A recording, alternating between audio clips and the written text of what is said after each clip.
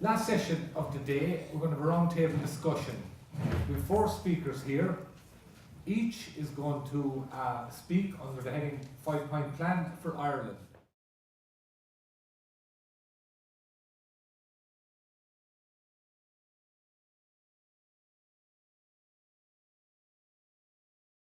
When anybody's invited to talk, to say, you know, a 5-point plan for Ireland, it's kind of irresistible. It's just like being given a soapbox in the middle of O'Connell Street at a conference like this. And of course you make out all the notes beforehand, and then you come in here for the day and you listen to it all and you think, oh my God, what can I possibly say that hasn't been said already today? What criticism can I possibly make, or suggestion that I can possibly make? Because it's been such an amazingly enriching day.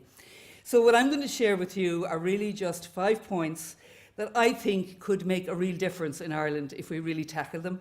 I was thinking about this for the last couple of weeks and thinking, what are the things that would really make life very different if we took it really seriously?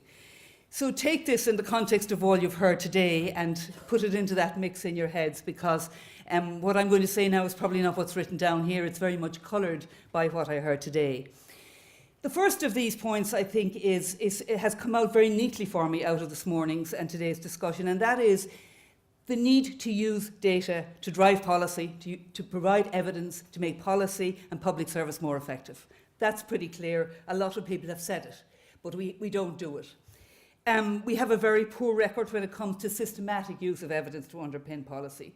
We tend to base decisions, and these are politicians and to a very significant extent civil servants, based on prior experience, intuition, anecdotal evidence, the dreaded sample of one, or the person in my constituency that I met last week. You would not believe the number of decisions that are made on those kinds of spurious bases. And we have been very late coming to this decision-making culture that we're talking about now, that recognises the value and centrality of data, and that seeks to amass all the available evidence before we actually make a decision. Comparators here, of course, would be the Scandinavian countries, the Nordic countries, and the UK, which has always had a very strong tradition of evidence-informed policy. And of course, this came across very clearly, our inability to do this during the Celtic Tiger era, because we had no idea of how to manage the boom. We've already heard today about how ineffectively we have made decisions around public-private partnerships. But the same can be said for investment in road infrastructure. The same can be said about our ability to help to measure, to understand change, to enable assessment of policy impact, to predict policy interventions, the impact of policy interventions, or to analyse policy post factum. We don't do this often, or are unable to do it because A, we perhaps don't have the data, and B, we don't have the skills. And I suppose the best and most dramatic examples of this during the Celtic Tiger era was our inability to apply rational decision-making to physical planning. There was no coherence in relation to land use, transport, planning, etc. And, you know, the ghost estates, the housing crisis, and the faulty housing developments, and etc. are all evidence of this. So in the National Statistics Board, a big part of our mission is to try to make data available for policy. Because getting the data together and providing the data to policymakers and to enable them to do the analysis is really one of the key solutions to our current problem. Because this will enable us to join up government administration, to eliminate the kind of policy and operational silos that have been talked about today, and it'll make policy and practice more effective across departments. Not to mention eliminating waste and duplication and so on. And of course, there's also been reference made today to the quality of the data we generate and the way we use that data, and in particular the way we use it to analyse problems and to compile indicators of progress. So the shortcomings of GDP, for instance, as a measure of development or growth, the need to look at quality of life, to measure well-being, to measure environmental impact and sustainability, all of that is crucially determined by the quality of the data available to us. And the key for getting the data right is to use much more, as well as survey data, to use make much wider use of administrative data.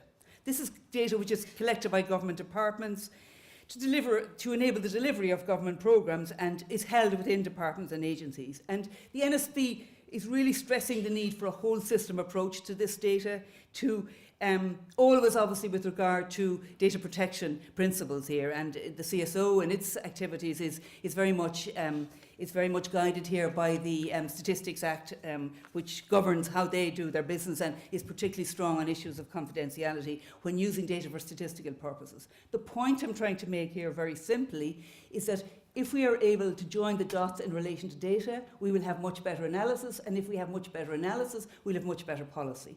The other bit beside the data is the quality of the people to do the analysis. Reference today has been made to the Government Economic Service.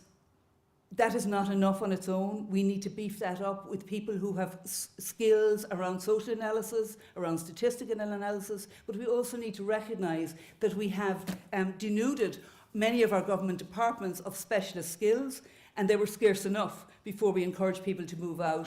And so we have a situation today where we have a fairly critical human resource issue in most of our government departments in terms of the capacity to make good policy, and even more so the capacity to oversee effective implementation. I talked a lot last year about implementation deficit in relation to regional policy, and we haven't seen really any improvement in that. If anything, we've seen a deterioration in the last year or so. And this is very much a problem of personnel. I think it's very unfair sometimes to be very critical of government departments who are trying to deal with much greater workloads, much greater complexity around policy, much greater European demands at the same time as they're losing a lot of staff. So there's an issue here about upping the capacity of the civil service. The second big issue is we need to revitalise our commitment to regional policy. We had balanced regional development as a national goal during the boom years. There was a real commitment to it. It was written down. It was in a plan. There was even a fairly serious attempt at implementation because there was a national spatial strategy. But of course, we fell down on implementation. Why did we fall down on implementation? Well, in some respects, the crash came and upset things. But more fundamentally, we failed on implementation because political considerations very often determined how decisions were made rather than rational spatial objectives that were spelled out in the strategy. So, if we are to have an Ireland which is not dominated by one great primate city like Dublin, if we are to have an Ireland where people can live reasonable lives outside of Dublin in the regions and find work in reasonable proximity to where they live, we need to revitalise our concentration on regional development and on what that means. And I could talk a lot more about that, but I think the key point here is to say we need to have a vision about this, and we need to have a plan about this, and we need to have an implementation strategy about this. It's not just good enough to say it's a good thing. And very closely related to the whole issue of regional development is the issue of local government reform. One thing you would have to say that has happened in the last 3 years, which is very welcome, is the long-promised reform of local government. It was there since effectively before the creation of the state. And this government, in fairness to it, grasped the nettle and has introduced a programme of reform.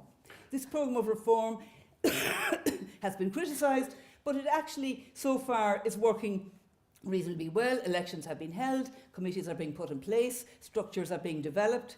But the critical part is the next couple of years. And the critical part is to make sure that the support and commitment there to make local government work is given from the national state. Because it's not just enough to do it. It's not just enough to say it's a good thing. It's the ongoing support and resourcing of local authorities to allow them to do the things we think they ought to do and we've legislated for them to do.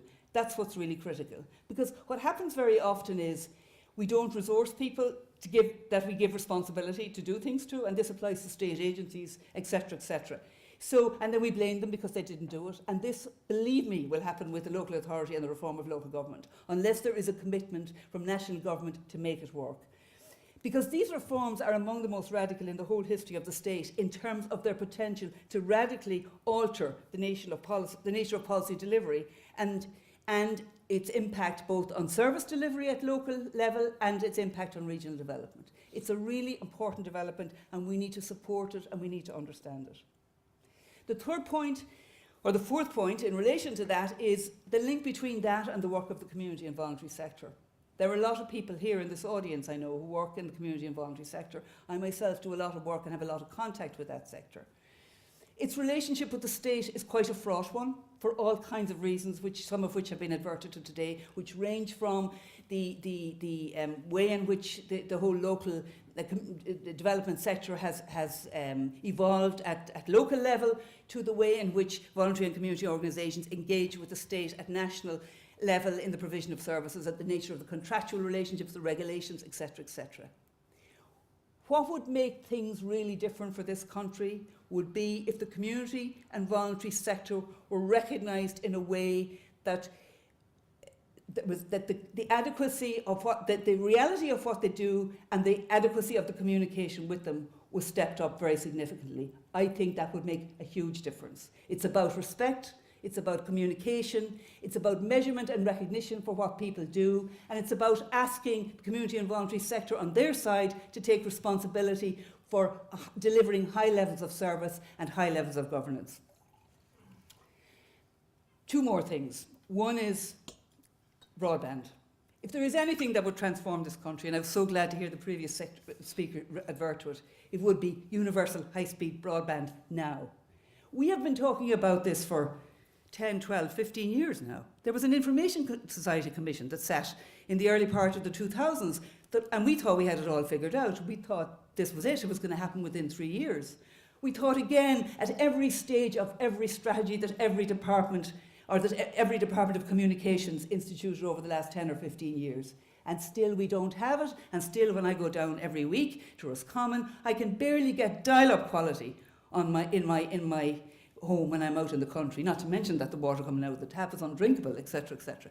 But if there is anything that would transform Ireland, it would be universal broadband. Because at a high speed, as in next generation, because what broadband does and what IT technology does is to make distance irrelevant. It allows people to run businesses that trade locally from the very tip of Belmullet or the very southern part of Kerry. And there are companies doing that already and doing it against the odds. So it would have a huge transformative effect on our competitiveness, on our regional development, on our sophistication as a people. And so I think that would be hugely transformative. And the final plea is by way of, it's kind of almost a personal thing, because I stood at home yesterday and I heard on the radio that a woman down in Galway was 19 years, a college lecturer at UCG, applied for promotion, was turned down in favour of a man who was less qualified, took her case to the Employment Appeals Tribunal, who said the university had treated her promotion in a ramshackle fashion. Ramshackle was the word they used. She should be re-employed straight away and given compensation. Is it believable that we have third-level institutions in this day and age that are treating gender equality issues in this way?